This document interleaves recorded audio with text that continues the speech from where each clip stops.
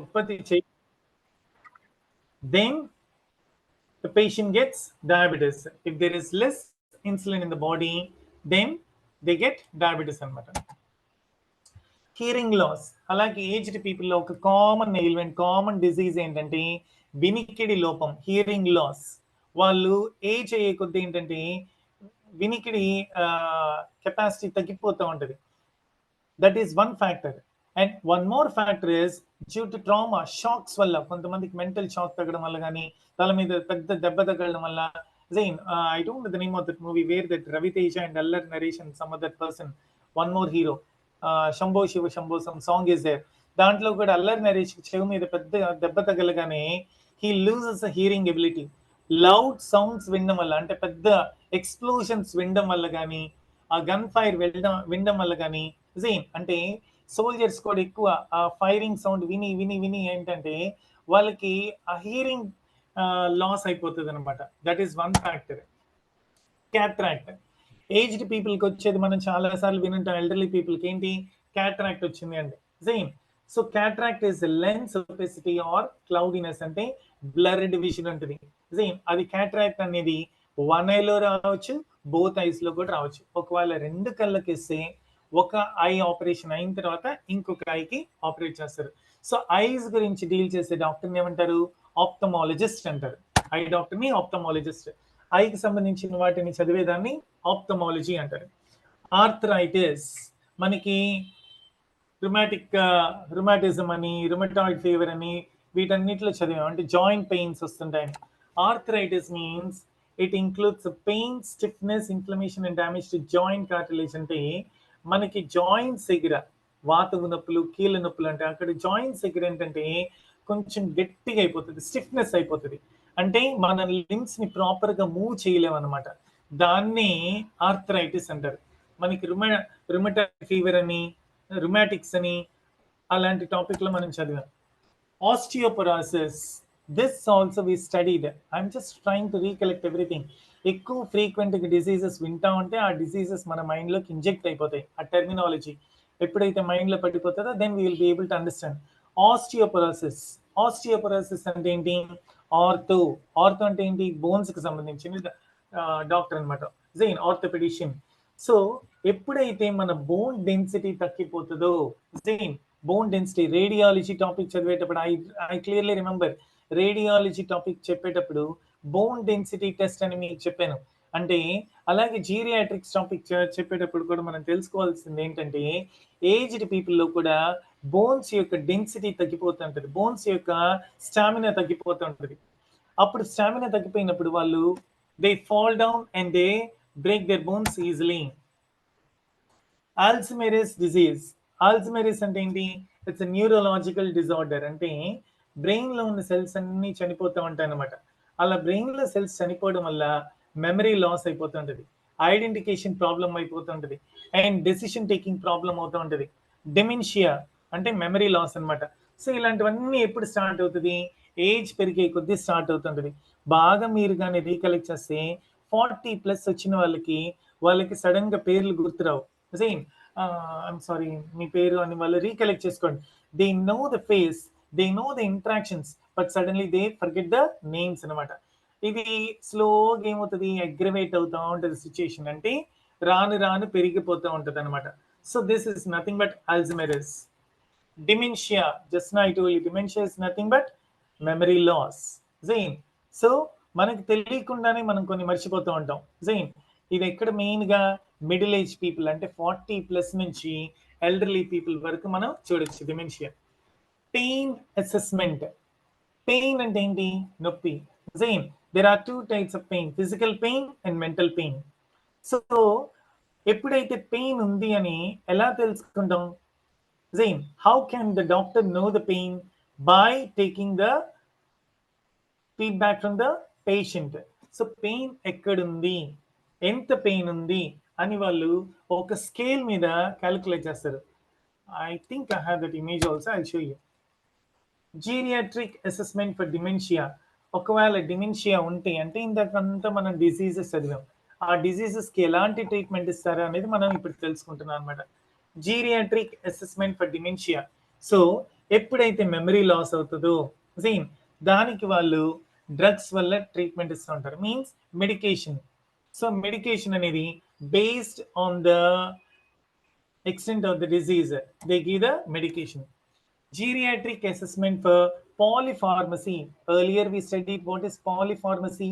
Poly ante many, pharmacy ante drugs. ఎక్కువ number of drugs age people తీసుకుంటా ఉంటారు కాబట్టి అలాంటి డ్రగ్స్ ఎక్కువ తీసుకోవడం వల్ల ఏ డ్రగ్స్ తీసుకుంటే ఎలాంటి సైడ్ ఎఫెక్ట్స్ వస్తాయి, ఏ డ్రగ్స్ తీసుకుంటే వాళ్ళకి ఎలాంటి రియాక్షన్స్ వస్తాయి, ఏ డ్రగ్స్ ని మనం మినిమైజ్ చేయొచ్చు అని దాని గురించి చేసే అసెస్మెంటే ఈ జీరియాట్రిక్ అసెస్మెంట్ ఫర్ పాలిఫార్మసీ.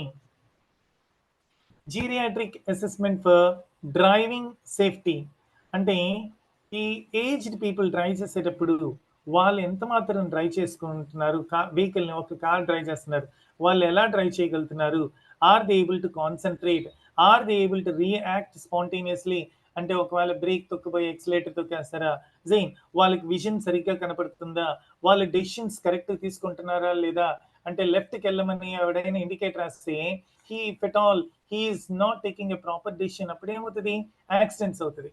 అందుకే దాన్ని ఏమంటారంటే ఆ టెస్ట్ ని geriatric assessment for driving safety. అంటే ఏజ్డ్ పీపుల్ డ్రైవ్ చేసేటప్పుడు వాళ్ళ పక్కన కూర్చొని వాళ్ళ డెసిషన్స్ ప్రాపర్ తీసుకుంటున్నారా లేదా, వాళ్ళకి విజన్ బాగా కనపడుతుందా లేదా, వాళ్ళ రియాక్షన్ ఎలా ఉంది, ఏ సిచ్యుయేషన్కి ఎలా రియాక్ట్ అవుతున్నారు అని తెలుసుకునేదే ఈ geriatric assessment for driving safety. Next one is geriatric assessment for elder abuse. అంటే so many times we come across the aged people or the elderly people being neglected, being abused or being exploited. అంటే elderly people అంటే aged people వాళ్ళ ఆస్తంతా రాయి చేసుకున్న పిల్లలు వాళ్ళని ఒక మూల పడేసి వాళ్ళని పట్టించుకోకుండా వీళ్ళ పాటికి వీళ్ళ సినిమాలకు వెళ్ళడం, ఎంటర్టైన్మెంట్లు చేసుకోవడం, ఎంజాయ్మెంట్లో ఉండడం ఉంటుంటారు. వాళ్ళకి ఏదో టైం ఫుడ్ పెట్టామో వచ్చేసామా అనే టైప్లో ఉంటారు. వాళ్ళ గురించి తిన్నావా లేదా అని కూడా అడగరు చిల్డ్రన్. సో అలాంటప్పుడు ఏమవుతుందంటే వాళ్ళకి మనీ ఉండదు ఫస్ట్, అండ్ వాళ్ళకి సైకలాజికల్ ఫీల్ అవుతూ ఉంటారు, అండ్ వాళ్ళకి అబ్యూస్కి లోన్ అవుతారు. అబ్యూస్ కంటే ఫర్ ఎగ్జాంపుల్ వాళ్ళకి అనుకోకుండా వాళ్ళు యూరినేట్ చేసేస్తారు, వాళ్ళ రూమ్ని క్లీన్గా ఉంచుకోలేరు. జైన్ అలాంటప్పుడు ఏమవుతుందంటే children will be abusing them, scolding them, వాళ్ళని నెగ్లెక్ట్ చేస్తూ ఉంటారు, పట్టించుకోకుండా ఉంటారు. ఇలాంటివన్నీ ఫ్యాక్టర్స్ వల్ల ఎల్డర్లీ పీపుల్ ఏంటంటే వాళ్ళు డిప్రెషన్కి లోన్ అయిపోతూ ఉంటారు. ఆ డిప్రెషన్కి లోన్ అయ్యడం వల్ల వాళ్ళకి బ్లడ్ ప్రెషర్ వేరియేషన్స్ వస్తుంటుంది, అండ్ వాళ్ళకి ఇలాంటి డిప్రెషన్ వల్ల చాలా డిజీజెస్ వచ్చేదానికి స్కోప్ ఉంటుంది అనమాట. అలాంటివి రాకుండా ఉండడానికి ఒక అసెస్మెంట్ చేస్తారంటే దే క్యాలిక్యులేట్, అంటే they assess, they try to find out ఎలా ఉన్నారు, వీళ్ళ కండిషన్ ఏంటి, ఎలాంటి పరిస్థితులు ఉన్నారు, ఎలాంటి సిచ్యుయేషన్స్ ఫేస్ చేస్తున్నారు, దీనికి రెమెడీ ఏంటి అని డాక్టర్స్ ఐడెంటిఫై చేస్తారు. దాన్ని geriatric assessment for abuse. Care coordination. Care coordination, you know the meaning itself, in the question only it is there. So what is meant by care coordination? Ante when the care is delivered to the patient, Zain, so ఆ health carers ఉంటారు, అంటే nurses ఉంటారు, లేకపోతే doctors ఉంటారు. ఈ patient doctor దగ్గర తీసుకెళ్ళడం, doctor ఇచ్చిన ట్రీట్మెంట్ వీళ్ళకి వాడడం, అంటే coordinating between the patient and the doctor, coordinating between the patient and the nurse, that is nothing but care coordination. Mental health support. So patient recover అవ్వాలి అంటే ఫస్ట్ అండ్ ఫోర్మోస్ట్ థింగ్ ఏం కావాలంటే mental health support ఉండాలి. అంటే నాన్న నీకేం అవ్వదు నాన్న, నువ్వు బాగుంటావు నాన్న, నువ్వు రికవర్ అవుతున్నావు నాన్న, ఏం లేదు లైట్గానే వచ్చిందంటే హార్ట్ అటాక్, దానికి ఏం వరీ కావాల్సిన అక్కర్లేదని ఎప్పుడైతే పేషెంట్కి సపోర్ట్ ఇస్తారో then the patient will recover very very soon. ఆ రికవరీని బాగా మనం చూడాలంటే కౌన్సిలింగ్ ద్వారా వస్తుంది, లేకపోతే ఫ్యామిలీ సపోర్ట్ వల్ల వస్తుంది, లేకపోతే గ్రూప్ థెరపీ వల్ల వస్తుంది. అలా రకరకాల థెరపీస్ ఉన్నాయి. థెరపీస్ నథింగ్ బట్ ట్రీట్మెంట్ అనమాట. ఫ్యామిలీ అందరు కూర్చొని మేము నీకున్నాము, మేము చూసుకుంటామని సపోర్ట్ ఇస్తే ఆటోమేటిక్గా పేషెంట్ తొందరగా రికవర్ అవుతారు. ఏ పేషెంట్స్ గురించి మాట్లాడుతున్నాం మనం ఇక్కడ? ఎల్డర్లీ పీపుల్ గురించి అనమాట. సో వాళ్ళకి మెంటల్ హెల్త్ గురించి కేర్ తీసుకుంటే వాళ్ళ రికవరీ ఫాస్ట్గా ఉంటుంది అనమాట. Home health services. Home health services అంటే కొన్నిసార్లు అంటే ఫర్ ఎగ్జాంపుల్ సాఫ్ట్వేర్ ఇంజనీర్ ఉన్నారు, వైఫ్ అండ్ హస్బెండ్, ఒక వైఫ్ వచ్చి సాఫ్ట్వేర్ ఇంజనీర్ అనుకుందాం, హస్బెండ్ వచ్చి లాయర్ అనుకుందాం. వాళ్ళిద్దరూ వాళ్ళ పిల్లల్ని చూసుకునే దానికే టైం ఉండదు. ఇంకా మరి వాళ్ళ పేరెంట్స్ని ఎలా చూసుకుంటారు? అందుకని పేరెంట్స్ని ఒక రూమ్లో ఇచ్చేసి వాళ్ళకు ఫుడ్ పెట్టేసి వెళ్ళిపోతుంటారు. నిజం, మధ్యాహ్నం కూడా ఉండి పెట్టేస్తామని వెళ్ళిపోతుంటారు. అలాంటప్పుడు వాళ్ళకి ఏం అవసరం, అంటే ఏం టాబ్లెట్లు వేసుకోవాలి, వాళ్ళకి ఏమైనా ఎమర్జెన్సీ అయితే ఎలాగా, వాళ్ళు ఫోన్ చేయడానికి కూడా చేయగలరా లేదా అని కొంతమంది ఆలోచించి అప్పర్ మిడిల్ క్లాస్ పీపుల్ ఏం చేస్తారంటే నర్సెస్ని కానీ వాళ్ళని ఎంప్లాయ్ చేస్తారు. అలా ఎంప్లాయ్ చేయడం వల్ల ఏమవుతుందంటే ఈ హోమ్ హెల్త్ సర్వీసెస్ అనేది వాళ్ళకు ఉపయోగపడుతుంది. అంటే ఇంట్లోపల హెల్త్ కేర్ తీసుకునే దానికి ఒక పర్సన్ ఉంటారు. ఆ పర్సన్ వీళ్ళకి కావాల్సిన ఫుడ్ కానీ, డయట్ కానీ, లేకపోతే ఫిజికల్ కేర్ కానీ, లేకపోతే మెంటల్ సపోర్ట్ కానీ, కౌన్సిలింగ్ కానీ ఇవన్నీ ఇస్తారనమాట. So this is one of the best way of treatments. Chronic pain management. Chronic అంటే ఏంటి? స్టెప్ బై స్టెప్ పెయిన్ పెరగడం అనమాట, స్టెప్ బై స్టెప్ డిసీజ్ పెరగడం అనమాట. దాన్ని క్రానిక్ అంటారు. క్రానిక్ అంటే డెవలపింగ్ స్లోలీ. సో ఎప్పుడైతే పెయిన్ ఎక్కువ అవుతా ఉంటుందో, ఆ పెయిన్ ఎక్కువ అవడం వల్ల వాళ్ళు డ్రగ్స్ ఎక్కువ తీసుకుంటూ ఉంటారు. సేమ్ ఫిజికల్గా వాళ్ళు ఎక్కువ స్ట్రెస్కి లోన్ అవుతూ ఉంటారు అండ్ మెంటల్గా ఎక్కువ ప్రాబ్లమ్స్ ఫేస్ అవుతుంటారు. సో ఈ ఫిజికల్ ప్రాబ్లమ్స్ని, మెంటల్ ప్రాబ్లమ్స్ని, పాలిఫార్మసీ అంటే నంబర్ ఆఫ్ డ్రగ్స్ తీసుకోవడం వల్ల వచ్చిన ప్రాబ్లమ్స్ని, వీటన్నిటిని మేనేజ్ చేయాలి. అవన్నీ మేనేజ్ చేయాలంటే ఏ టైప్ ఆఫ్ ట్రీట్మెంట్ ప్రొవైడ్ చేయాలి? Chronic pain management. Financial assistance and benefits. So ఎప్పుడైతే ఏజ్డ్ పీపుల్ ఉంటారో వాళ్ళకి ఫస్ట్ అండ్ ఫార్మోస్ట్ ఇంకేం కావాలంటే మారల్ సపోర్ట్ కావాలి, ఫ్యామిలీ సపోర్ట్ కావాలి, గ్రూప్ థెరపీ కావాలి, రీహాబిలిటేషన్ కావాలి. వీటన్నిటితో పాటు వాళ్ళకి ఇవ్వాల్సింది ఏంటంటే ఫినాన్షియల్ అసిస్టెన్స్. నానా నీకు నేను ఉన్నాను, జైన్ ఇదిగో ఈ ఖర్చులకి డబ్బులు పెట్టుకో, ఆర్ నువ్వు ఎక్కడికైనా వెళ్ళడానికి కార్ పెట్రోల్కి ఇదిగో డ్రైవర్ కూడా ఉన్నాడు అని ఎప్పుడైతే వాళ్ళకి ఫినాన్షియల్ అసిస్టెన్స్ ఇస్తామో దెన్ వాళ్ళ మెడికల్ కేర్ గురించి కానీ, వాళ్ళ టాబ్లెట్స్ గురించి కానీ, వాళ్ళకి కావాల్సిన ప్రైమరీ నీడ్స్ గురించి కానీ వాళ్ళు మెంటల్గా వరీ అవ్వరు. ఎందుకు మెంటల్గా వరీ అవ్వరు అంటే వాళ్ళకు ఒక సైకలాజికల్ ఫీలింగ్ వస్తుంటుంది. అయ్యో ఇప్పుడు నా దగ్గర డబ్బులు లేవు, నేను నా ఉన్న డబ్బులంతా నా చిల్డ్రన్కి ఇచ్చేసాను, ఇప్పుడు వాడిని అడిగితే వాడు ఏమనుకుంటాడో, వాడు ఏమనుకోకపోయినా నా కోడలు ఏమనుకుంటుందో, ఇలాంటి సైకలాజికల్ ఫీలింగ్స్ అన్నీ వాళ్ళు మౌంట్ అయిపోయి మైండ్ లోపల మౌంట్ అంటే ఇంక్రీజ్ అయిపోయి డిప్రెషన్కి లోన్ అయిపోతుంటారు. ఈ ఇచ్చిన మెడికేషన్ కూడా ప్రాపర్గా పనిచేయదు. సో ఇలాంటివన్నీ ఓవర్కమ్ చేయాలంటే వాళ్ళకి సరైన ఫినాన్షియల్ అసిస్టెన్స్ కూడా ఇవ్వాలన్నమాట. అండ్ కిడ్నీలో స్టోన్స్ వస్తుంటాయి, మనం ఈ టాపిక్ కూడా చదువు జైన్. సో ఎప్పుడైతే నెఫ్రాలజీ అంటే రిలేటెడ్ కిడ్నీ, ఎప్పుడైతే కిడ్నీలో స్టోన్స్ అంటే యూరినేషన్ ప్రాబ్లం వల్ల ఎక్కడైతే బ్లాకేజ్ ఉంటుందో, యూరిన్ బయటికి వెళ్ళదో అక్కడ స్టోన్స్ లాగా ఫామ్ అవుతుంది అనమాట. Jain when the mass gets accumulated. So ఈ కిడ్నీ స్టోన్స్ వచ్చినప్పుడు కొన్ని కిడ్నీ స్టోన్స్ మెల్ట్ అయిపోతాయి, ఎక్కువ అంటే అవి కానీ సైజ్ కానీ ఎక్కువ ఉంటాయి, వాటిని సర్జరీ చేసి తీయాలన్నమాట. And one more disease is malaria. So I think all of you know malaria. Malaria is nothing but a mosquito-borne disease. So malaria, now the topic which we are going to go through is infectious diseases. Infectious diseases అంటే ఒకరి దగ్గర నుంచి ఇంకొకరికి వెళ్ళే diseases ఏమంటారు? Infectious diseases. So the diseases which pass on from one person to another person is called as infectious diseases. So అసలు infectious diseases లో first and foremost thing మనకు గుర్తొచ్చేది ఏంటి? మలేరియా అనమాట. సేమ్. సో మలేరియల్ ఇన్ఫెక్షన్ అంటారు. So the mosquito will be carrying that malaria parasite. Next hepatitis. So this is related to the liver అనమాట. Same. So many forms of hepatitis are there. Hepatitis A అని, B అని, C అని, D అని, ఈ అని. There are 5 types of hepatitis. These keep on varying based on the severity. అంటే దాని severity బట్టి మారుతూ ఉంటుంది. Tuberculosis. We know what tuberculosis. Tuberculosis అంటే ఏంటి? షార్ట్ కట్ లో టీబీ అంటారు. ఈ టీబీ గురించి ఆల్రెడీ మనం లంగ్స్ డిజీజ్ అంటే పల్మనాలజీ టాపిక్ చదివేటప్పుడు చదివాం అనమాట. సో ఈ టీబీ రావడం వల్ల you have to know one more thing. TB రావడం వల్ల it will be affecting the kidneys and the bones and the lymph nodes also. So TB అనేది కిడ్నీస్ ని, బోన్స్ ని, లింఫ్ నోడ్స్ ని కూడా అటాక్ చేస్తుంది. Next STD. ఎస్టిడి అంటే sexually transmitted diseases or STI, sexually transmitted infections. ఈ sexually transmitted diseases అన్నా sexually transmitted infections అన్నా ఏంటంటే అవి ఒకరి నుంచి ఇంకొకరికి స్ప్రెడ్ అవుతాయి. ఎలా స్ప్రెడ్ అవుతాయి అంటే through inter course. Only through inter course కాదు, కొన్నిసార్లు ఇంజెక్షన్స్ వల్ల కానీ కొన్నిసార్లు బ్రెస్ట్ ఫీడింగ్ వల్ల కానీ వచ్చేదానికి కూడా స్కోప్ ఉందన్నమాట. సేమ్ ఈ సెక్షువల్లీ ట్రాన్స్మిటెడ్ డిసీజెస్ ఈ అంటే ఎయిడ్స్ కానీ సేమ్ గనేరియా కానీ సిఫిలిస్ కానీ they pass on from one person to another person.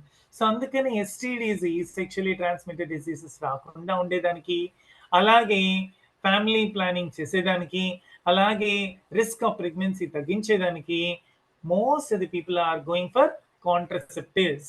I think everyone knows what a contraceptive is. For example, condoms anamata. Same. Now, dental infection. Dental infection ante entante same. It is nothing but dental abscess ante పళ్ళ దగ్గర గార పట్టినట్టుగా ఉంటుంది. మనం ఏమనుకుంటాం అది ఏముందిలే గారే కదా. Same we brush very neatly very carefully outside, కానీ లోపల మనం కానీ ఒకసారి కానీ చెక్ చేసుకుంటే పళ్ళ లోపల ఎడ్జెస్ లోపల గమ్స్ దగ్గర పసుపుగా గారు పట్టినట్టుంటది. దాన్ని మనం ఇగ్నోర్ చేస్తూ ఉంటాం. దాన్ని కొంతకాలం తర్వాత మనం బ్రష్ చేసినా కూడా అది రాదు. Then we should consult a dentist. అలా బ్రష్ చేసినప్పుడు రాకుండా డెంటిస్ట్ ని కానీ కన్సల్ట్ చేయకపోతే ఏమవుతుందంటే బ్యాక్టీరియల్ ఇన్ఫెక్షన్ అయిపోయి అక్కడంతా పస్ పట్టేసి పన్ను పుచ్చిపోతుంది. And then it leads to major complication. అప్పుడు ఏం చేయాలి? ఎక్స్ట్రాక్షన్ చేయాలంటే పన్నుని పీకేయాలన్నమాట. ఇయర్ ఇన్ఫెక్షన్స్, దీన్ని కూడా మనం తెలుసుకుంటాం. ఇయర్ లోపల ఇన్ఫెక్షన్ ఉంటుంది. Same. So it is nothing but infection caused by bacteria. అంటే ఇయర్ డ్రమ్ వెనుక బ్యాక్టీరియా అక్యూములేట్ అయినప్పుడు ఇయర్ దగ్గర ఇన్ఫెక్షన్ అవుతుంది అనమాట. ఆ ఇయర్ ఇన్ఫెక్షన్ వచ్చినప్పుడు ఏదో ఒక లిక్విడ్ లాగా ఒక ఫ్లూయిడ్ లాంటిది చెవుల నుంచి కారుతూ ఉంటుంది. Especially you can find it in the children this thing. ఎందుకంటే పిల్లలు ఎప్పుడు అంటే పీడియాట్రిక్స్ వాళ్ళు ఎప్పుడు ఏంటంటే మట్టిలో ఆడుతూ ఉంటారు, ఏదో ఒకటి ఇసురుకుంటూ ఉంటారు కాబట్టి. అండ్ మనం యూజ్ చేసినట్టు వాళ్ళు ఇయర్ బడ్స్ ని యూజ్ చేయరు, చెవుల్ని క్లీన్ చేసుకోరు, చేయించుకోరు. అందుకని వాళ్ళకి ఆ చెవు లోపల బ్యాక్టీరియా లోపలికి ఇయర్ డ్రమ్ వెనకెళ్ళి అక్కడ అక్యూములేట్ అయ్యి ఇన్ఫెక్షన్ గా మారుతుంది అనమాట. కంజంక్టివైటిస్ ఆప్థమాలజీ టాపిక్ లో మనం దీన్ని చదివాం. కంజంక్టివైటిస్ అంటే ఏంటి? It is nothing but inflammation of కంజంక్టివయా.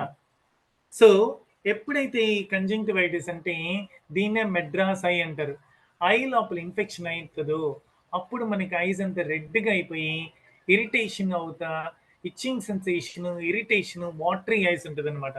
Same this is a contagious disease. కళ్ళకు వచ్చినప్పుడు ఎవరైనా కానీ డైరెక్ట్గా వేరే వాళ్ళ కళ్ళల్లో కానీ చూస్తే ఆటోమేటిక్గా మనకు కూడా కళ్ళకు వస్తుంది. Same.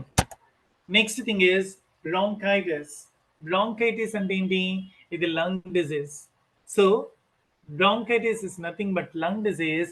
This is caused due to the blockage of the Airways. మనకి బ్రీదింగ్ అప్పుడు ఎప్పుడైతే ఎయిర్వేస్ బ్లాక్ అవుతాయో దాన్ని బ్రాంకైటిస్ అంటారు. సైనసైటిస్, ఒకసారి ఇమేజ్ చూడండి, యూ కెన్ అండర్స్టాండ్ సైనసైటిస్ అంటే. Same. So just second.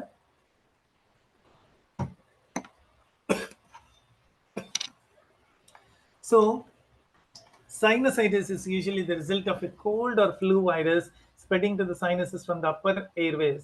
So మనకి ఎప్పుడైతే సైనస్ అప్పర్ ఎయిర్వేస్ దగ్గర ఫామ్ అవుతుందో మనకి హెడ్ ఏక్ వస్తుంటుంది, కరెక్ట్గా హెడ్ మధ్యలో అనమాట. చాలా సివియర్ హెడ్ ఏక్ వస్తుంటుంది. సేమ్. సో సైనస్ ఇన్ఫెక్షన్ అంటే ఎప్పుడైతే సైనస్ ఉంటుందో వాళ్ళకి డస్ట్ ఎలర్జీ వల్ల కూడా వస్తుంది. అండ్ కొన్నిసార్లు టూత్ ఇన్ఫెక్షన్ వల్ల కూడా మనకి సైనసైటిస్ వస్తుంది. Skin, same. I think all of you know skin infections. So మనకి స్కిన్ మీద కూడా ఇన్ఫెక్షన్స్ వస్తుంటాయి. ఎలాంటి ఇన్ఫెక్షన్స్ అంటే I think everyone knows what skin is. Skin is the largest organ of the body which will be protecting the body, shielding the body. And మన body లోపల ఉన్న cells ని, టిష్యూస్ ని, ఆర్గన్స్ ని ఇవన్నిటిని మన నేచర్ నుండి కానీ లేకపోతే సరౌండింగ్స్ నుంచి కానీ మన ఎన్వైరన్మెంట్ నుంచి కానీ అల్ట్రా వైలెట్ రేస్ గురించి కానీ ఇది ప్రొటెక్ట్ చేస్తుంటుంది. ఈ స్కిన్ మీద కూడా రకరకాల ఇన్ఫెక్షన్స్ వస్తూ ఉంటాయి. We might have studied same ఎలాంటి ఇన్ఫెక్షన్స్ అని, ఎగ్జిమా అని, లేకపోతే what is it patch test చేస్తుంటారు, స్కిన్ ప్రిక్ టెస్ట్ చేస్తుంటారు, అండ్ స్పాండిలైటిస్ అని, రకరకాల psoriasis, we might have heard about all the skin diseases. Gastroenteritis. Gastroenteritis అంటే జైన్ ఈ గ్యాస్ట్రోఎంటరైటిస్ వచ్చినప్పుడు మన స్మాల్ ఇంటెస్టైన్, లార్జ్ ఇంటెస్టైన్ లో డైజెషన్ సరిగ్గా జరగదనమాట. సో ఎప్పుడైతే ఈ డైజెస్టివ్ ట్రాక్ దెబ్బతింటుందో డయేరియా అవుతుంటుంది. అండ్ డయేరియా అంటే లూజ్ మోషన్స్ వస్తూ ఉంటుంది అనమాట. అండ్ నాజియా అంటే వామిటింగ్ సెన్సేషన్ అవుతుంటుంది. అండ్ కొన్నిసార్లు వామిటింగ్స్ కూడా అవుతుంటుంది. సేమ్ ఈ గ్యాస్ట్రోఎంటరైటిస్ ని స్టమక్ ఫ్లూ అని కూడా అంటారు, ఆర్ గ్యాస్ట్రిక్ ఫ్లూ అని కూడా అంటారు. గ్యాస్ట్రోఎంటరైటిస్ ని ఏమంటారు? స్టమక్ ఫ్లూ అంటారు, గ్యాస్ట్రిక్ ఫ్లూ అని కూడా అంటారు. And influenza. ఇన్ఫ్లుయెన్జా అంటే this influenza is a viral infection. It will be affecting the nose, throat, bronchi and lungs. So influenza అనేది ఒక ఇన్ఫెక్షన్. ఇది నోస్ ని ఎఫెక్ట్ చేస్తుంది, థ్రోట్ ని ఎఫెక్ట్ చేస్తుంది, బ్రాంకియోల్స్ అని మనకి తెలుసు పల్మనాలజీ టాపిక్ లో, లంగ్స్ ని ఎఫెక్ట్ చేస్తుంది. సో ఈ ఇన్ఫ్లుయెన్జా వచ్చినప్పుడు మాక్సిమం ఒక 1 వీక్ వరకు ఉంటుంది. సేమ్ సో హై ఫీవర్ వస్తుంటది, బాడీ పెయిన్స్ వస్తుంటది, హెడ్ ఏక్ ఉంటుంది. And so we'll be getting sometimes cough, sore throat and all these things anamata. So this is called as influenza. Pneumonia is also a lung disease. So breathing problem vastadi, and pneumonia chala highly dangerous disease. It is a chronic disease ante day by day, step by step idi aggravate avutha unde situation. Urinary tract infection. So urinary tract infection ante so many times ఎక్కడ పడితే అక్కడ urinate చేయడం వల్ల కూడా మనకి urinary infection వస్తుంది అనమాట. Urinary infection ఎప్పుడైతే ట్రీట్ చేయలేకపోతే it will be affecting the kidneys also. So ఇలాంటివన్నీ వచ్చినప్పుడు ఎలా ఐడెంటిఫై చేస్తారంటే by doing some diagnostic test. First blood test చేస్తుంటారు. Every one knows what blood test is. దాన్ని సిబిసి అంటారు, complete blood count. And then we have x-rays, radiology లో ఇవన్నీ మనం డీటెయిల్ చదివాం. And ultrasound. ఈ వర్డ్స్ అన్ని చెప్పినప్పుడు దయచేసి వింటా ఉండండి, అగైన్ అండ్ అగైన్ రిపీట్ చేస్తున్నట్టు అనుకోవద్దు. Same so we should be familiar with words. Blood test, x-rays, ultrasound, computer tomography దాన్ని సిటీ స్కాన్ అంటారు. అండ్ ఎలక్ట్రోకార్డియోగ్రామ్ మనకి కార్డియాలజీ టాపిక్ లో వచ్చింది ఈసీజీ అని. ఎలక్ట్రోకార్డియోగ్రామ్ అంటే ఎలక్ట్రిక్ సిగ్నల్స్ ఎలా వెళ్తున్నాయి, whether the body is, whether the brain is sending properly or the heart is responding to the electrical signals properly or not అనేది. Next spirometry. Next one is biopsy. Biopsy అంటే కూడా మనకి తెలుసు, taking a small part of the tissue and examining whether any malignant growth is there, అంటే harmful tissues ఏమన్నా ఉన్నాయా, harmful bacteria ఏమన్నా ఉందా అనేది ఐడెంటిఫై చేయడానికి ఏం చేస్తారు, బయాప్సీ చేస్తారు. మ్యామోగ్రామ్ అంటే బ్రెస్ట్, ఫిమేల్స్ బ్రెస్ట్ మీద ఎలాంటి ఇన్ఫెక్షన్స్ డిసీజెస్ ఉన్నా, లేకపోతే బ్రెస్ట్ లో ఏమన్నా మమ్స్ ఉన్నా వాటిని మ్యామోగ్రఫీ ద్వారా ఐడెంటిఫై చేస్తారు. దాన్ని మ్యామోగ్రామ్ అంటారు. Next bone density test. అంటే ఆస్టియోపరాసిస్, మనం ఇందాక చదివిన ఆస్టియోపరాసిస్ అంటే ఏంటి, బోన్ యొక్క డెన్సిటీ తగ్గిపోయినప్పుడు. సో ఆస్టియోపరాసిస్ వచ్చినప్పుడు ఏంటంటే బోన్ డెన్సిటీని చెక్ చేస్తారు, అంటే whether the bone is having the capability or the strength అని. Next stool analysis. అంటే స్టూల్ అనాలిసిస్ అంటే ఇట్స్ నథింగ్ బట్ మోషన్స్ అనమాట. Same urine test, blood test, motion test అన్ని doctors రాస్తుంటారు. అంటే డైజెస్టివ్ డిజార్డర్స్ ఏమన్నా ఉన్నాయి అని ఐడెంటిఫై చేయడానికి ఏ టెస్ట్ చేస్తారు, స్టూల్ అనాలిసిస్ చేస్తారు. బ్లడ్ లో ఏమైనా డిఫెక్ట్స్ ఉన్నాయని ఐడెంటిఫై చేయడానికి ఏం చేస్తారు, బ్లడ్ టెస్ట్ చేస్తారు. బోన్స్ లో ఏమైనా బ్రేకేజ్ ఉందా లేదా అని తెలుసుకునే దానికి ఏం చేస్తారు, మనకి ఎక్స్రే తీస్తారు. అలాగే హార్ట్ కి ఏమన్నా ప్రాబ్లం వచ్చిందా అనేది, అంటే హార్ట్ లో ఏమన్నా హార్ట్ అటాక్ వచ్చిందో తెలుసుకునే దానికి ఏం చేస్తారు, ఈసీజీ చేస్తారు. అలాగే బ్రెస్ట్ కి కాంప్లికేషన్స్ ఏమన్నా ఉన్నాయని తెలుసుకునే దానికి మ్యామోగ్రఫీ చేస్తారు. Skin biopsy. Just now I told you what is men by biopsy. Skin మీద ఏమన్నా ర్యాషెస్ కానీ గ్రోత్ కానీ ఎక్కువ ఉంటే, అవి కానీ తగ్గకపోతే, అవి కానీ అగ్రవేట్ అవుతుంటే, అలాంటప్పుడు కూడా డాక్టర్స్ ఏంటంటే చిన్న పార్ట్ ఆఫ్ ద స్కిన్ ని కట్ చేసి దాన్ని మైక్రోస్కోప్ కింద ఎగ్జామిన్ చేయడానికి పంపిస్తారు. దాన్ని బయాప్సీ అంటారు. Next lumbar puncture. దీని గురించి కూడా నేను మీకు డిస్కస్ చేశాను ఎర్లియర్. లుంబార్ పంక్చర్ అంటే ఒక ఇమేజ్ కూడా చూపించాను, if it all I'm correct. ఒక స్పైనల్ కార్డ్, ఒక పర్సన్ పడుకుంటే స్పైనల్ కార్డ్ లోపల ఇంజెక్ట్ చేస్తూ ఉంటారు. So a needle is inserted in to the lower back. దాంట్లో ఒక నీడిల్ని స్పైనల్ కార్డ్ దగ్గర ఇంజెక్ట్ చేసి ఆ సెరిబ్రోస్పైనల్ ఫ్లూయిడ్ని తీసుకొని ఎక్స్ట్రాక్ట్ చేసి then they will be testing. That is called as lumbar puncture. Endoscopy. Scopy అంటే నేను మీకు చెప్పాను, బ్రాంకోస్కోపీ, ఎండోస్కోపీ, సేమ్. సో ఎప్పుడైతే స్కోపీ అనే వర్డ్ వస్తుందో ఒక ఫ్లెక్సిబుల్ ట్యూబ్ ని ఒక కెమెరా, అంటే ఆ ఫ్లెక్సిబుల్ ట్యూబ్ లో ఒక లైట్ ఉంటుంది, ఒక కెమెరా ఉంటుంది. ఈ లైట్ కెమెరా వల్ల ఏంటంటే ఆ డాక్టర్ ఆ లోపల ఉన్న దాన్ని విజువలైజ్ చేసుకునేదానికి బాగుంటుంది అనమాట.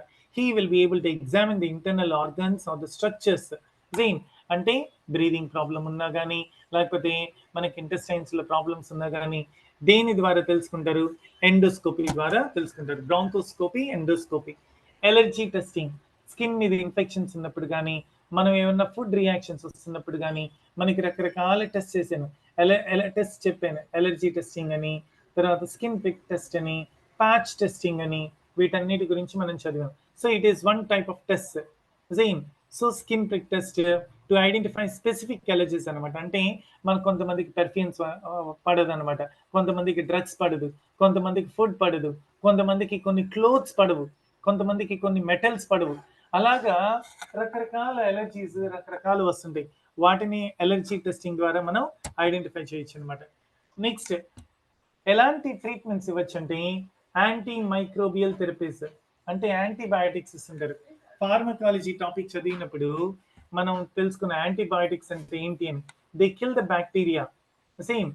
సో యాంటీబయాటిక్ ఈగానే ఏమవుతుంది? All the bacteria which are causing, all the bacteria which are harmful to our body will be killed by taking the antibiotics. Next, antivirals. So ఎప్పుడైతే ఇన్ఫెక్షన్స్ ఉంటాయంటే ఇన్ఫ్లుయెన్జా కానీ హెర్పెస్ కానీ వచ్చినప్పుడు యాంటీవైరల్స్ తీసుకుంటాం అనమాట. అలాగే డిస్ఇన్ఫెక్టెన్స్ అంటే మనం మామూలుగా ఫెనాయిల్ అవన్నీ యూస్ చేస్తుంటారు బాత్రూమ్స్ క్లీన్ చేసేటప్పుడు. ఎందుకు ఈ ఫెనాయిల్ అవన్నీ వాడుతుంటారు? వాటర్తో ఎందుకు క్లీన్ చేయరు అంటే అక్కడ బ్యాక్టీరియా అంతా ఉంటుంది, ఆ బ్యాక్టీరియా మనకి అటాక్ చేస్తుంది అనమాట. ఆ బ్యాక్టీరియా అటాక్ చేయకుండా ఉండడానికి ఫెనాయిల్తో వాటితో కడగడం వల్ల ఏమవుతుంది అంటే ఫెనాయిల్ కానీ లైజాల్ కానీ వాటి వల్ల ఇన్ఫెక్షన్స్ అన్నీ చనిపోతాయి, బ్యాక్టీరియా అంతా చనిపోతుంది. Next anti fungal creams.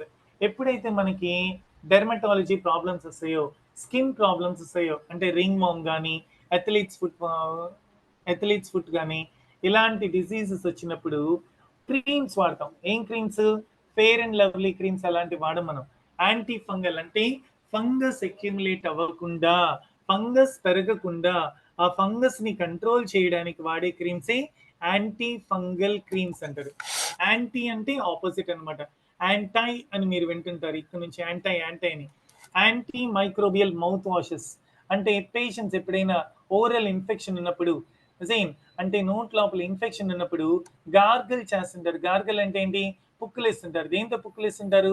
Salt వాటర్తో పుక్కులేస్తుంటారు.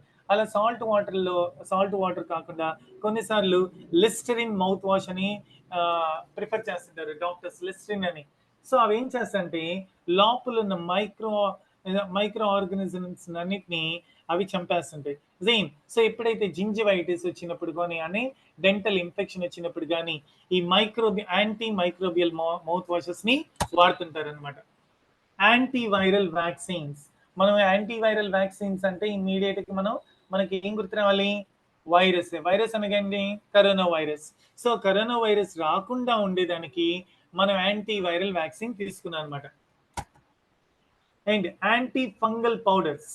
సో యాంటీ ఫంగల్ అంటే ఫంగల్ ఇన్ఫెక్షన్స్ రాకుండా, ఇందాక మీకు చెప్పాను ఎథ్లీట్స్ ఫుట్ వచ్చినప్పుడు కానీ లేకపోతే రింగ్ వామ్ వచ్చినప్పుడు కానీ యాంటీ ఫంగల్ క్రీమ్స్ వాడతాం. అలాగే యాంటీ ఫంగల్ పౌడర్స్ అంటే ఎప్పుడైతే పేషెంట్ లాంగ్ పీరియడ్ బెడ్ మీద ఉంటారో వాళ్ళకి బెడ్ సోర్స్ వచ్చేదానికి స్కోప్ ఉంటుంది. బెడ్ సోర్స్, అలాంటి బెడ్ సోర్స్ రాకుండా ఉండేదానికి వాళ్ళకి వీపు మీద యాంటీ ఫంగల్ పౌడర్ యూస్ చేస్తుంటారు. అంటే మనకి కొన్నిసార్లు చెమట కురుపులు అవన్నీ రాకుండా ఉండేదానికి they will B using one powder. I'm not getting that powder.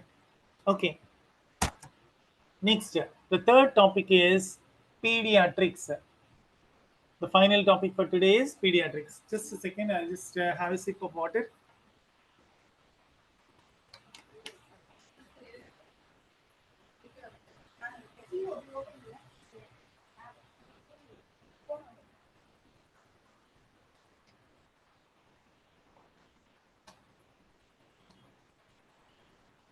Paediatrics. Geriatrics అంటే ఏంటి? ఏజ్డ్ పీపుల్కి సంబంధించింది. క్వైట్ ఆపోజిట్ ఏంటి? పీడియాట్రిక్స్. జీరియాట్రిక్స్ గురించి చేసే డాక్టర్ ఏమంటారు? జీరియాట్రిషియన్ అంటారు. పీడియాట్రిక్స్ గురించి చూసే డాక్టర్ ఎవరు అంటారు? పీడియాట్రిషియన్ అంటారు. సో పీడియాట్రిషియన్లో కొన్ని మెయిన్ ఆర్గన్స్ మనం ఏం పట్టించుకోవాలంటే లంగ్స్, హార్ట్, వీటిని వైటల్స్ అంటారు. Lungs, heart, liver, intestines, urinary system, reproductive system, kidneys, pancreas, stomach, brain. So let us see the development stage of the child. So you can see, look at the face. Until 2 months వరకు ఏం చేస్తుంటారంటే, so they will be crawling, and then 6 months, 12 months, 18 months, 2 years, 13 months, 3 years, 4 years, 5 years. ఇలా different ఇది ఉన్నాయన్నమాట, stages of the development of a child. So 5 years వరకు పీడియాట్రిషియన్ని consult చేస్తూ ఉంటారు. So ఈ పిల్లలకి కూడా డిసీజెస్ వస్తుంటాయి. పిల్లలకి ఏం డిసీజెస్ వస్తుంటాయంటే, వీళ్ళకి కూడా యాంగ్జైటీ ఉంటుంది. చిన్న పిల్లలకి ఎక్కువ యాంగ్జైటీ ఉంటుంది. ఏం యాంగ్జైటీ ఉంటుంది అంటే, సేమ్ పేరెంట్స్ ఉంటే ఒక టెన్షన్, పేరెంట్స్ లేకపోతే ఒక టెన్షన్. పేరెంట్స్కి దూరం అయ్యారని టెన్షన్. మనం కానీ చూస్తూ ఉంటే కిడ్స్ని స్కూల్ దగ్గర వదిలిపెట్టేటప్పుడు పేరెంట్స్ ఎప్పుడైతే వెళ్ళిపోతుంటారో పెద్దగా ఏడుస్తూ ఉంటారు. Same why? Because they don't want to get separated from the parents. So వాళ్ళకి యాంగ్జైటీ అయిపోతుంది. అబ్బా స్కూల్ టైం అయిపోయింది, మనం వెళ్ళిపోవాలి, మమ్మీకి దూరం అయిపోతున్నాను, ఇప్పుడు నా పరిస్థితి ఏంది, నన్ను ఎవరు పట్టించుకుంటారు, ఇలాంటి టెన్షన్లన్నీ వాళ్ళకి మౌంట్ అయిపోతుంటాయి. దాన్ని యాంగ్జైటీ డిజార్డర్ అంటారు. అండ్ చిన్నపిల్లలకి కూడా క్యాన్సర్ వస్తుంది. దాన్ని చైల్డ్హుడ్ క్యాన్సర్ అంటారు. సో పిల్లలకి 15 years లోపల పిల్లలకి క్యాన్సర్ ఇది చాలా రేర్గా వస్తుంది. But sometimes there will be cancerous growth even in the paediatrics అనమాట. Next migraine.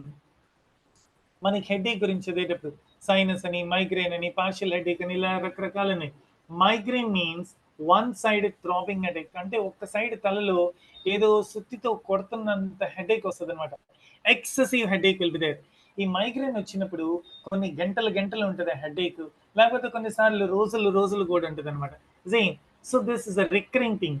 ఇది ఎప్పుడైతే మైగ్రెయిన్ ఎక్కువ అయిపోతూ ఉంటుందో, the patient will not be able to involve himself in the regular activity. అంటే రెగ్యులర్ యాక్టివిటీస్లో తను ఇన్వాల్వ్ కాలేరు అనమాట. ఎప్పుడు కాలేరు?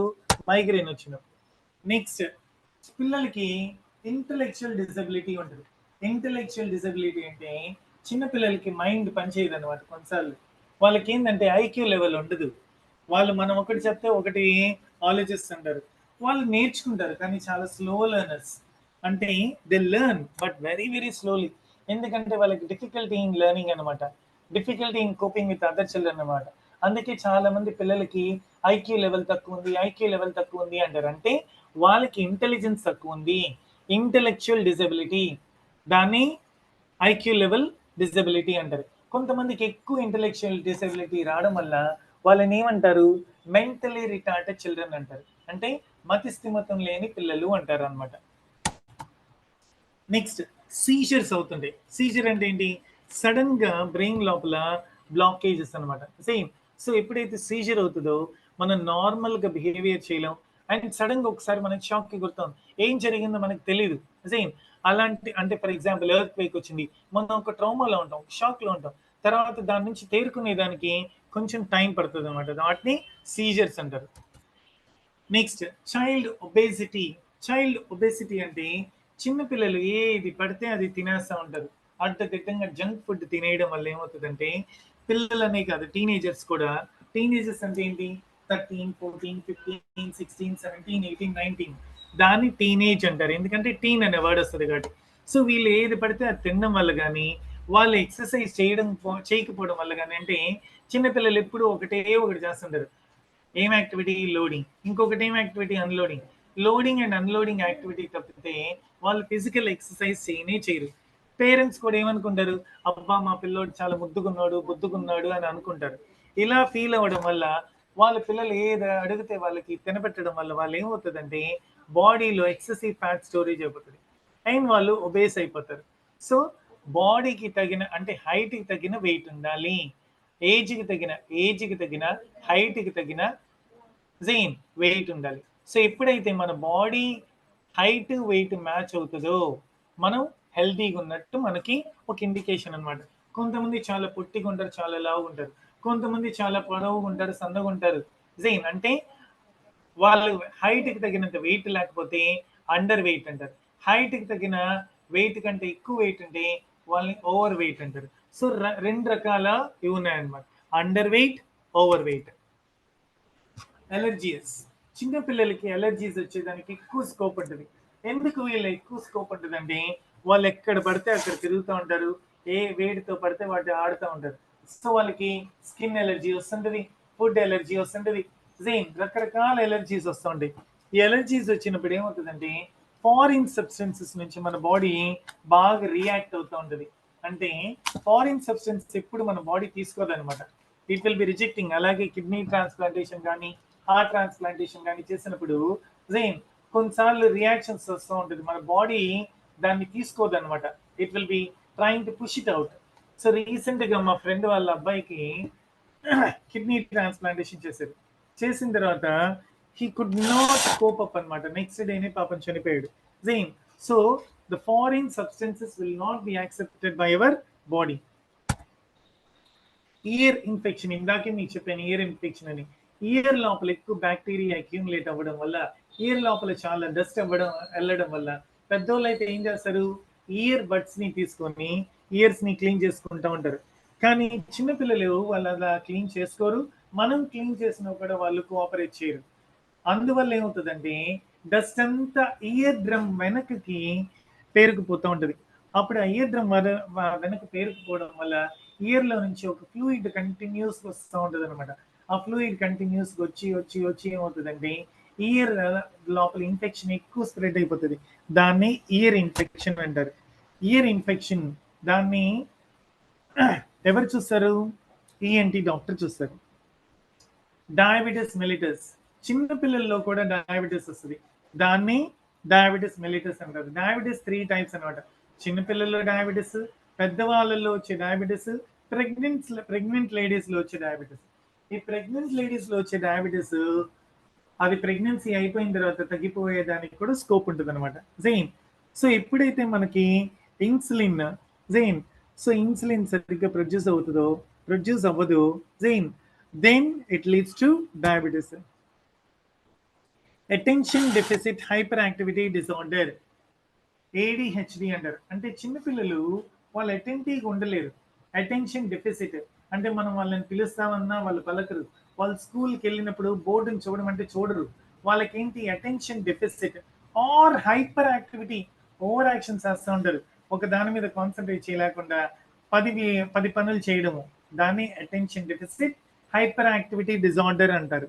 సో ఇలా attention deficit hyper activity disorder ఎవరిలో ఎక్కువ కనబడుతుంటుంది, పిల్లల్లో కనబడుతుంటుంది. ఎందుకు వీళ్ళ పిల్లల్లో కనబడుతుంటుంది అంటే వాళ్ళకి కాన్సన్ట్రేషన్ అనేది ఉండదు అనమాట. అంటే ఒక దాని మీద వాళ్ళ మైండ్ని కేంద్రీకరించలేరు, ఒక దాని మీద మైండ్ని నిలకడ ఉంచలేరు. ఆ నిలకడ ఉంచలేకపోవడం వల్ల వాళ్ళు ఏమవుతుందంటే స్థిమితంగా ఉండలేరు, కాబట్టి వాళ్ళు దేన్ని గ్రాస్ చేయలేరు.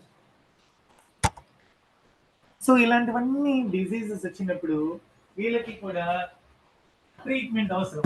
ఎలాంటి ట్రీట్మెంట్స్ ఇస్తారండి, మెడికేషన్. మెడికేషన్ అంటే ఏంటి, డ్రగ్స్ అనమాట. డ్రగ్స్ వల్ల కొన్నిసార్లు టాబ్లెట్స్ వల్ల, కొన్నిసార్లు సిరప్స్ వల్ల, కొన్నిసార్లు లైక్ క్యాప్సూల్స్ వల్ల, కొన్నిసార్లు ఇంజెక్షన్స్ వల్ల రకరకాల మెడికేషన్స్ ఇస్తుంటారు. ఈ మెడికేషన్స్ లో కూడా ఆ డ్రగ్స్ కి అంటే వాటి పొటెన్సీ, వాటి పవర్ కూడా పెంచిస్తూ ఉంటారు అనమాట. ఫిజికల్ థెరపీ అంటే ఫిజికల్ ఎక్సర్సైజెస్. ఈ ఫిజికల్ థెరపీ అంటే ఫర్ ఎగ్జాంపుల్ ఫ్రాక్చర్ అయినా లేకపోతే ఏదైనా యాక్సిడెంట్ లోనైనా వీళ్ళ చేత ఏం చేస్తూ ఉంటారంటే ఎక్సర్సైజెస్ చేస్తూ ఉంటారు, దాన్ని ఫిజికల్ థెరపీ అంటారు. స్పీచ్ థెరపీ, కొంతమంది చిన్నపిల్లలు మాట్లాడలేకపోతూ ఉంటారు, వాళ్ళకి మాటలు సరిగ్గా రావు, అలాంటప్పుడు ఏం ట్రీట్మెంట్ ఇవ్వాలి, స్పీచ్ థెరపీ ఇవ్వాలి. స్పీచ్ థెరపీ అంటే కొంతమంది కా పలకలేరు, కొంతమంది గా పలకలేరు, అలా వాళ్ళు అంటే కొన్ని లెటర్స్ ని సరిగ్గా పలకలేకపోవడం వల్ల, కొన్ని లెటర్స్ ని సరిగ్గా ఉచ్చరించలేకపోవడం వల్ల వాళ్ళకి ఏమవుతుందంటే ఆ వర్డ్స్ని ఎప్పుడు ట్రైన్ చేయాలి, చిన్నప్పుడే ట్రైన్ చేయాలి.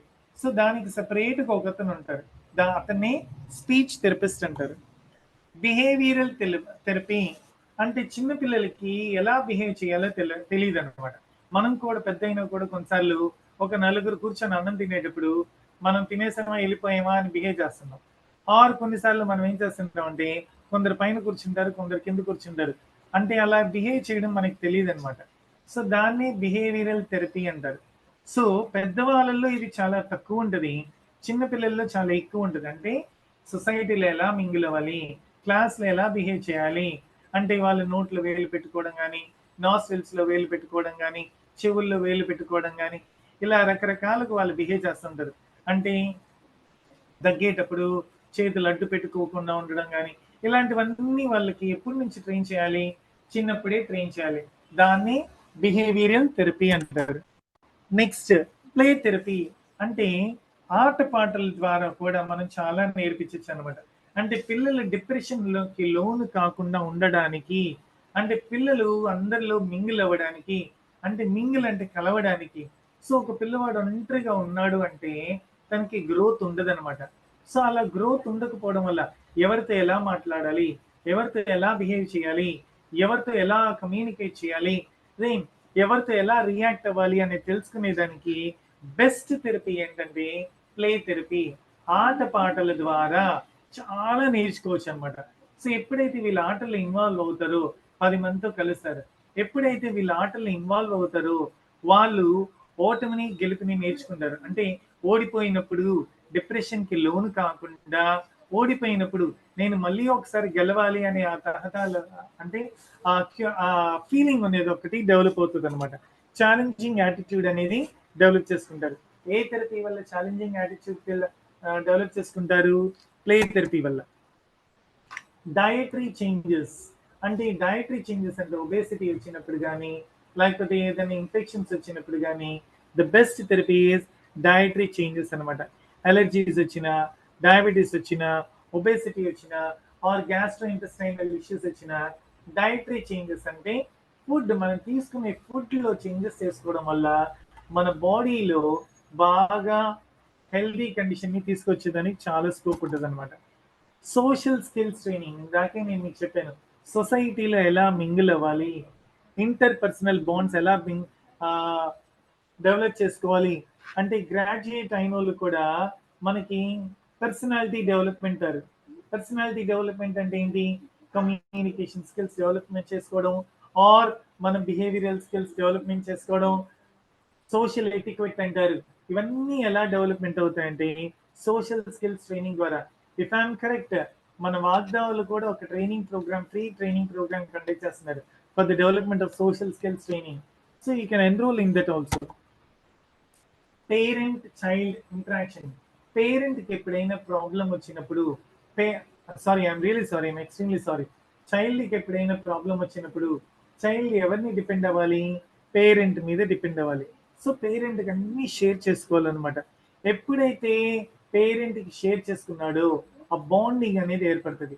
మనం గైనకాలజీ టాపిక్ చదివినప్పుడు gynaecology and we studied one more topic. I'm not getting that.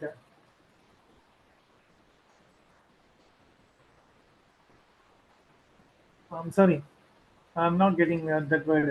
So ఎప్పుడైతే ఈ గైనకాలజీ టాపిక్లో మనం చూస్తున్నాం, చైల్డ్ పుట్టగానే ఆ చైల్డ్ని ఎవరికి ఇస్తారు? మదర్కి ఇస్తారు. ఎప్పుడైతే మమ్మీ ఆ బేబీని పట్టుకుంటారో, ఎప్పుడైతే ఆ మమ్మీ బేబీని బ్రెస్ట్ మీద పెట్టుకుంటారో ఆ బాండింగ్ అనేది ఏర్పడుతుంది. అలా బాండింగ్ ఏర్పడడం వల్ల ఏమవుతుందంటే ఒక గుడ్ కమ్యూనికేషన్ ఉంటుంది, పేరెంట్ అండ్ చైల్డ్ కమ్యూనికేషన్.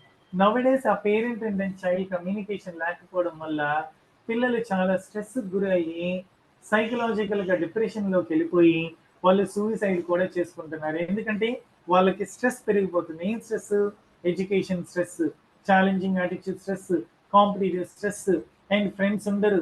ఒకటే ఒకటి ఉంటుంది, చదువు చదువు చదువు చదువు అని. ఈ స్ట్రెస్ తగ్గించుకోవాలంటే వాళ్ళు ఏం చేయాలి? వాళ్ళ ఫ్రెండ్స్ బాగా మింగిల్ అవ్వాలన్నమాట. Same next breathing exercises. So మనమైతే బ్రీదింగ్ ఎక్సర్సైజెస్ చేస్తుంటాం. ఏం బ్రీదింగ్ ఎక్సర్సైజ్ చేస్తుంటాం? Inhalation, exhalation. మరి చిన్న పిల్లల చేత ఇన్హలేషన్ అండ్ ఎగ్జలేషన్ ఎలా చేస్తారు డాక్టర్స్ అంటే, ఒక చిన్న బలూన్ ఇచ్చి ఊదండి అంటారు. సో చిన్న పిల్లలకి బెలూన్స్ అంటే చాలా ఇష్టం. వాళ్ళు ఏం చేస్తారు, బెలూన్ లో ఎయిర్ ని బ్లో చేస్తారు. That is nothing but exhalation. Exhalation అంటే గాలి ఊదడం. ఇన్హలేషన్ అంటే జైన్ గాలి పీల్చుకోవడం. అంటే ఒక పైప్ లాంటి దాన్ని ఇచ్చి, ఒక జ్యూస్ ఇచ్చి జైన్ అని పీల్చడం, సక్ చేయడం, దాన్ని ఏమంటారు? జైన్ ఇన్హలేషన్ అంటారు. అంటే చిన్న పిట్ బాల్స్, అంటే చిన్న చిన్న బాల్స్ వేసి, ఒక స్ట్రా లాంటిది అనేసి, ఆ బాల్స్ ని మీరు ఈ స్ట్రా తో వేరే గ్లాస్ లో వేయండి అంటారు. అలాంటప్పుడు ఏమవుతుంది? The child will be sucking. Inhalation exercise and exhalation exercise. Breathing exercises help the child to have good lungs అన్నమాట. Behaviour modification. ఎప్పుడైతే చైల్డ్ సరిగ్గా బిహేవ్ చేయరు, అలాంటప్పుడు బిహేవియరల్ థెరపీని ప్రొవైడ్ చేయాలి అనమాట. Next family therapy. నేను ఎర్లియర్ ఇంతకు ముందు చెప్పాను, జైన్ ఒక సెక్షువల్ డిజార్డర్ వచ్చినప్పుడు యానిమల్ మూవీలో if at all I'm correct, Ranbir Kapoor తనకి హెల్త్ ప్రాబ్లం ఉన్నప్పుడు ఫ్యామిలీ మెంబర్స్ అందరితో కూర్చొని ఆ సెక్షువల్ ప్రాబ్లమ్ ని డిస్కస్ చేస్తారు. అలా డిస్కస్ చేయడం వల్ల ఏమవుతుందంటే ఫ్యామిలీ అంతా వాళ్ళకి సపోర్ట్ చేస్తారు. దాన్ని ఫ్యామిలీ థెరపీ అంటారు. ఎమోషనల్ సపోర్ట్ అంటే, ఎమోషన్స్ అంటే ఏంటి? ఫీలింగ్స్ అంటే డిప్రెషన్ కి లోనైనా, యాంగ్జైటీకి లోనైనా, షాక్ కి లోనైనా ఎవరు సపోర్ట్ చేయాలి? ఫ్యామిలీ మెంబర్స్ సపోర్ట్ చేయాలి, ఫ్రెండ్స్ సపోర్ట్ చేయాలి, అండ్ సొసైటీ సపోర్ట్ చేయాలి. ఇలాంటి వాటిని ఎమోషనల్ సపోర్ట్ అంటారు. ఈ ఎమోషనల్ సపోర్ట్ ఎప్పుడైతే ఇస్తారో వాళ్ళు తొందరగా రికవర్ అయ్యేదానికి ఛాన్సెస్ ఉంటుంది అనమాట. So these are the topics which we dealt today. I know that I'm going little bit fast, not little bit fast, very, very fast, but you listen and listen and listen so as to get acquainted with the vocabulary and the medical terms, and that is nothing but the jargon. Thank you. Have a great day. Bye-bye. So ఈ medical టెర్మినాలజీని చూసుకోండి, ఆ వీడియోస్ని బాగా observe చేయండి.